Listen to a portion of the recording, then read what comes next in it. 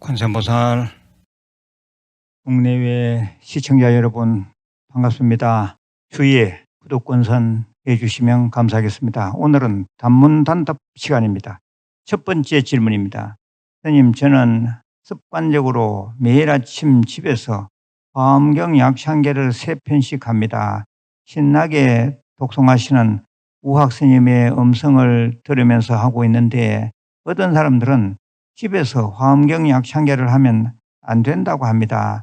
한 말씀 주시면 감사하겠습니다. 예, 집에서 화엄경 약창계 하셔도 아무 문제 없습니다. 그리고 생활화해서 매일 하시면 더욱 좋은 일입니다. 예, 그래서 화엄경 약창계는 제 연불 소리 들으면서 하시면 더욱더 힘이 날 것입니다. 예, 화엄신장의 큰 가피가 있기를 기도 축원드립니다. 예, 두 번째 질문입니다. 서울에 사는 모모불자입니다. 스님들을 사판성과 이판성으로 구분하던데 여기에 대해서 한 말씀 해 주십시오. 예, 좀 생소합니까? 사판성, 이판성. 우리가 이판사판이라 할 때 바로 이 글입니다. 예, 214, 사판, 227이자. 예, 좀 쉽게 말씀드리면 절에 일하면 사판성이고 또 이치적인 공부 수행을 하면 이판성이다 이렇게 말하는데 예, 꼭 이렇게 구분되지는 않습니다. 주지소임을 살다가도 선방 갈 수도 있고요. 또 선방에 있으면서도 또 어떤 직책을 가지고 살림을 살 수도 있는 거죠. 그래서 스님들의 양력을 소개할 때 보면 이 사람은 안거 20안거를 낳고 또 어느 절에 주지를 하고 총무를 했다. 그런 양력이 같이 소개됩니다.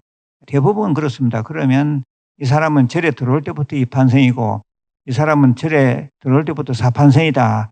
이렇게 분간하는 것은 맞지 않습니다.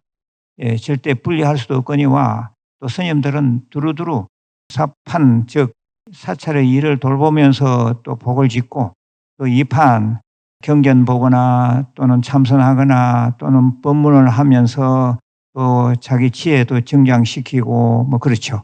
예, 그래서 이판성은 훌륭하고 사판성은 훌륭하지 않다. 또는 사판성은 보살이니까 훌륭하고 이판성은 자기 공부만 하는 거니까 이기적이다. 예, 이렇게 절대 보시면 안 됩니다. 그래서 저는 늘 생각이 스님들이라면 일도 할 수 있어야 되고 또 때로는 이판 즉 정진도 할 수 있어야 한다 그런 생각을 합니다. 가장 좋은 모델이 바로 부처님입니다. 우리 부처님 보십시오. 부처님께서는 기원정사, 중림정사 등 많은 절을 창건하셨습니다. 그럼 부처님을 사판성이라고 하시겠습니까? 또 부처님은 늘 정진하시고 또 부처님은 늘 안거를 나셨습니다. 그러면 부처님은 꼭 이판성이다. 이렇게 한정을 지을 수 있겠습니까? 그렇지 않습니다. 부처님은 온갖 불사를 하시면서 또 늘 참선하시고 법문하시고 그러셨잖아요. 그러니까 이판과 사판을 종횡무진하셨지 않습니까? 그래서 우리 불자들이 스님들을 볼 때도 너무 한쪽으로만 생각하시지 말고 수행하고 전련하시는 그런 분들이 오히려 더 어느 한쪽에만 치중해서 하는 그런 스님들보다 훌륭하다 이런 생각을 해 주셔야 합니다. 이해가 되시죠? 세 번째 질문입니다. 항상 수고하십니다. 좀 잘 들어보십시오. 큰 스님, 이런 사람이 있었습니다. 8살 나이에 2달 간격으로 어머니 아버지가 돌아가시고 형은 무능해서 술만 마셨습니다. 시집가는 누님 따라 누나 집으로 무슴살이 갔는데 누나가 병으로 일찍 돌아가셔서 세장가던 매형 밑에서 무슴 살던 분이 있었습니다.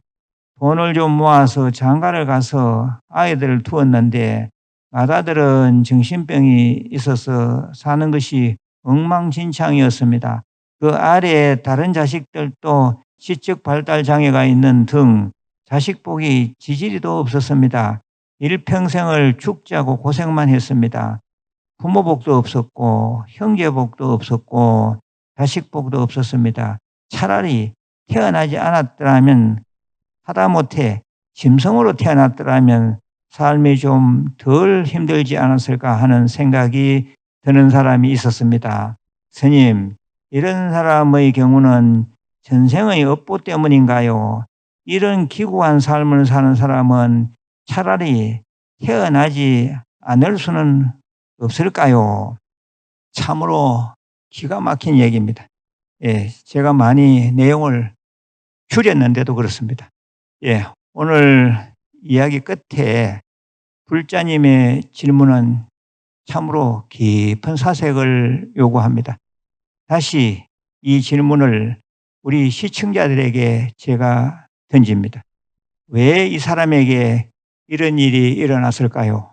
도대체 산다는 것이 무엇일까요? 댓글이나 편집글로 답변을 주시길 바랍니다. 네 번째 질문입니다.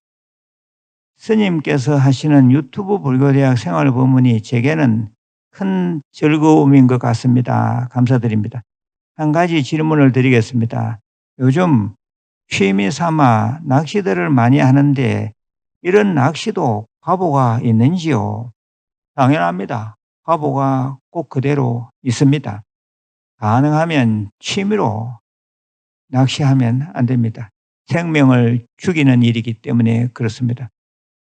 부처님 경전에 자통지법이라는 말이 있습니다. 이 앞에 글을 좀 보십시오.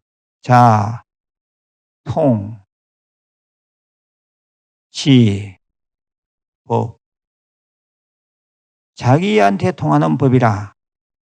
자기한테 견주어봐라 이 말입니다. 네가 그 고기가 되면, 네가 그 고기가 되었을 때 어떻게 내냐 이거죠. 어떤 생명을 죽이려 할 때 네가 그 생명체가 돼보라. 상황을 한번 바꿔보라. 역지사지해보라 이 말입니다. 그래서 절대 생명을 해치는 그런 취미는 갖지 않는 것이 좋습니다. 사냥도 마찬가지입니다. 그러한 생명을 죽이는 그런 취미를 가지면 반드시 과보가 있습니다. 참고하시기 바랍니다. 다섯 번째 질문입니다. 선생님, 저는 초보 불자입니다. 어제 시골길을 가는데 고라니 한 마리가 도로가에 죽어 있었습니다. 하루 종일 마음이 불편하였습니다. 이때 불자로서 어떻게 해야 할까요? 예, 불자는 죽어가는 생명체 또는 죽어있는 생명체를 볼 때는 발보리심 진언을 외우셔야 합니다. 옴 모지짓다 못다 바나야미, 옴 모지짓다 못다 바나야미, 옴 모지짓다 못다 바나야미. 예, 이것도 생각이 잘 안 나면 우리가 늘 외우는 관세음보살, 관세음보살, 관세음보살, 관세음보살을 여러 번 외우시기 바랍니다. 예, 그리고 차를 타고 가다가 들어오면 이제 짐승이 죽어 있는 경우를 보게 되죠. 예, 그럴 경우에는 즉시 차에 금강경을 좀 틀기 바랍니다. 예, 집에 오는 동안에 금강경을 쭉 틀면서 오시고, 예, 그런 상황이 잘 안 된다면 집에 와서라도 유튜브 불교대학 금강경 틀어놓고 같이 좀 읽으시기 바랍니다. 죽어간 생명체에도 좋은 일이고 자기 수행에도 큰 덕이 될 것입니다. 그 다음에 여섯 번째 질문입니다. 스님, 절에 갔더니 초파일 등을 만들고 있었습니다. 저도 잠시 봉사를 하였는데 돌아오는 길에 생각했습니다. 저런 등을 집에 달면 어떨까 하고 말입니다.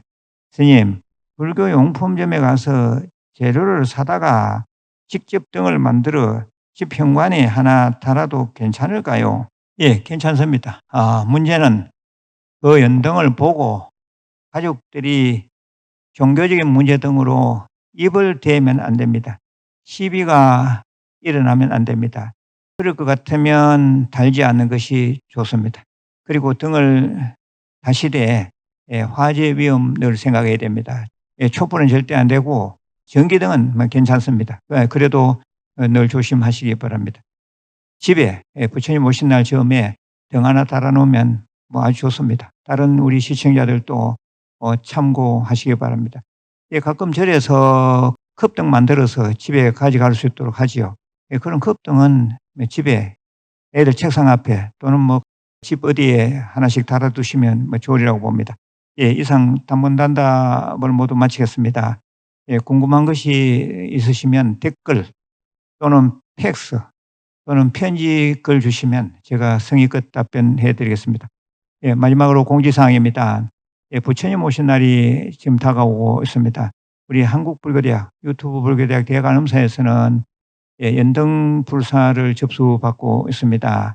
예, 안정적으로 발전하고 있는 우리 큰 도량, 큰 원력 도량의 등을 다신다면 아마 분명히 예, 그에 상응하는 큰 가피가 있으리라고 봅니다. 등을 다시는 공덕으로 소원 성취하시고 성불의 인연 맺으시길 바랍니다. 예, 건강하시고 내일 다시 뵙겠습니다. 관세음보살.